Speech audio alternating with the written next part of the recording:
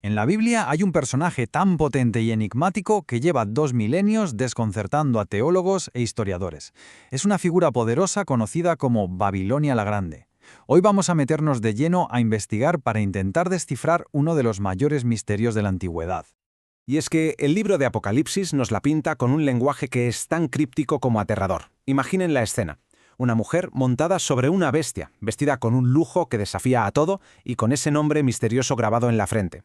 No estamos hablando de una villana cualquiera, para nada. Es que es el símbolo central del juicio final. Claro, durante siglos muchísima gente ha intentado ponerle cara y nombre a esta figura. Y de todo este intenso debate, al final han salido dos sospechosos principales. Y ojo, que no son dos cualquiera, son dos pesos pesados de la historia que parecen encajar a la perfección con lo que se describe. Por un lado, tenemos al Imperio Romano, la superpotencia pagana que, persiguió a los primeros cristianos sin piedad. Y por otro, saltamos siglos en el tiempo, y durante la Reforma Protestante, ¿a quién se señaló? Pues a la Iglesia Católica Romana, por su supuesta corrupción espiritual. La verdad es que, a simple vista, los dos casos parecen tener bastante sentido. Pero, un momento. ¿Y si estamos mirando en la dirección equivocada? ¿Y si las dos interpretaciones, por muy populares que sean, están, equivocadas? ¿Y si la clave de todo este misterio de 2000 milenios no está en Roma, sino en una pista que hemos pasado por alto durante todo este tiempo, una pista que literalmente lo cambia todo? Y esa pista, esa pieza clave, es la fecha. Así de simple y así de complicado. Saber cuándo se escribió el Apocalipsis es el punto central de toda esta investigación.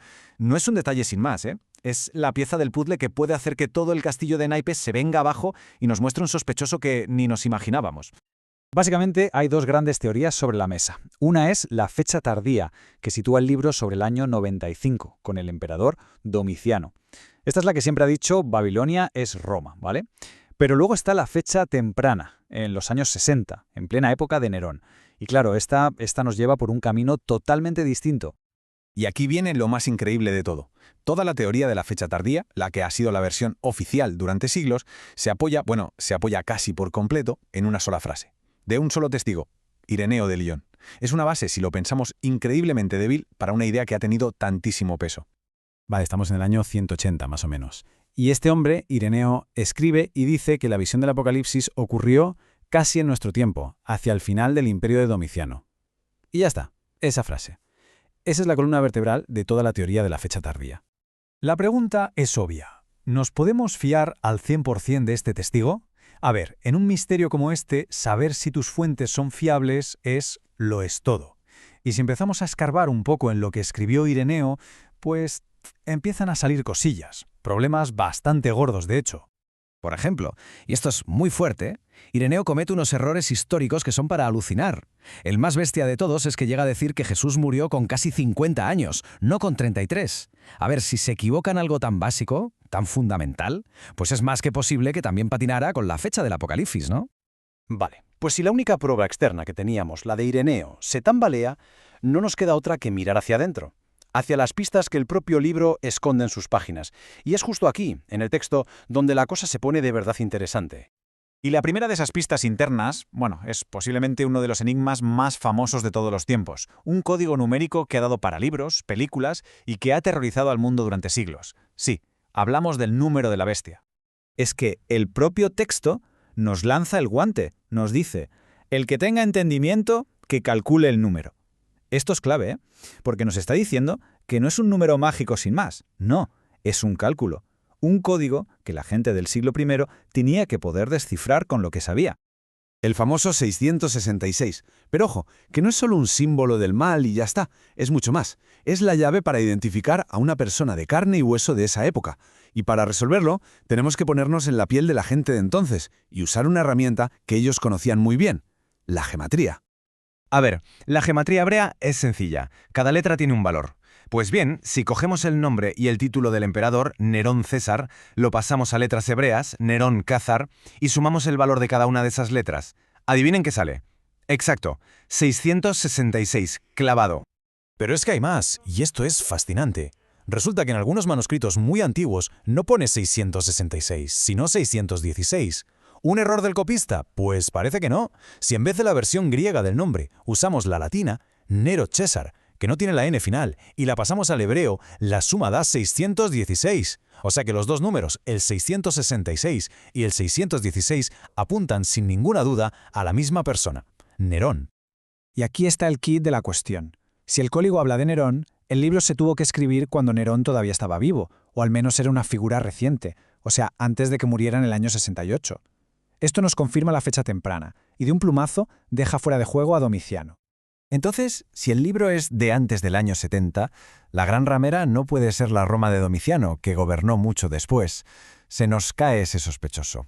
Y el foco de la investigación se mueve. Se mueve hacia un nuevo candidato, uno que para los primeros lectores era mucho más cercano y, bueno, mucho más importante. Y es que el texto está lleno de más pistas. Por un lado, no para de repetir que todo va a pasar pronto, que el tiempo está cerca. Y luego está lo del capítulo 11, que es una prueba demoledora. Al autor le dicen que mida el templo de Jerusalén. Para poder medirlo, el templo tenía que existir, ¿no? Pues bien, ese templo fue arrasado en el año 70. Ahora, atentos a esto, porque es una coincidencia o no brutal. ¿Recuerdan cómo iba vestida la ramera? Púrpura, escarlata, oro, piedras preciosas. Pues bien, esa descripción es un calco, pero un calco casi exacto, de las vestiduras sagradas del sumo sacerdote de Jerusalén, las que se describen en el libro del Éxodo. Y esta imagen de la ramera no se la inventó el autor del Apocalipsis, para nada. Los profetas del Antiguo Testamento, como Isaías, usaban esa misma metáfora una y otra vez para hablar de Jerusalén cuando se volvía infiel a Dios. Era un código, un símbolo que cualquier lector judío de la época habría pillado a la primera. Pero si faltaba la prueba definitiva, la pistola humeante, la encontramos en Apocalipsis 11, versículo 8. Ahí se identifica la gran ciudad, sin rodeos, como el lugar donde también nuestro Señor fue crucificado. Y que sepamos, solo hay un sitio en todo el planeta donde ocurrió eso: Jerusalén, blanco y en botella. Vale, ¿y por qué es tan importante todo esto? Pues porque esta conclusión no es solo un dato curioso para un debate de teólogos, no. Tiene unas consecuencias enormes, teológicas y filosóficas que van directas a la yugular de una de las críticas más duras que se le ha hecho al cristianismo. El famoso filósofo Bertrand Russell, por ejemplo, lo tenía clarísimo. Decía que Jesús fue un profeta falido. ¿Por qué? Porque Jesús predijo que volvería en las nubes antes de que muriera toda la gente de su generación. Como eso a simple vista no pasó, la conclusión de Russell era simple: Jesús se equivocó. Y ojo, que esto no era solo cosa de los críticos. El gran C.S. Lewis, uno de los mayores defensores del cristianismo, llegó a admitir que ese era el versículo más vergonzoso de la Biblia. O sea, que esa profecía que parecía no haberse cumplido era un problemón teológico para todos. Pero, ¿y si cambiamos el enfoque? Si el Apocalipsis no habla del fin del mundo, sino del juicio contra Jerusalén, un juicio que tuvo su punto álgido en el año 70 con la destrucción romana, entonces, de repente, todo encaja. La profecía se cumplió. Esa venida en las nubes era una forma de hablar de un juicio de Dios, algo muy común en la Biblia. Y todo ocurrió dentro de esa generación. El problema del tiempo, desaparece. Y todo esto nos deja con una pregunta final, una pregunta que da para pensar. Si resulta que algunas de las profecías más espectaculares de la Biblia no hablaban de un futuro lejano para nosotros, sino de eventos que pasaron en el siglo I, ¿cómo cambia eso nuestra forma de leer y entender todo lo demás que se dice sobre el futuro?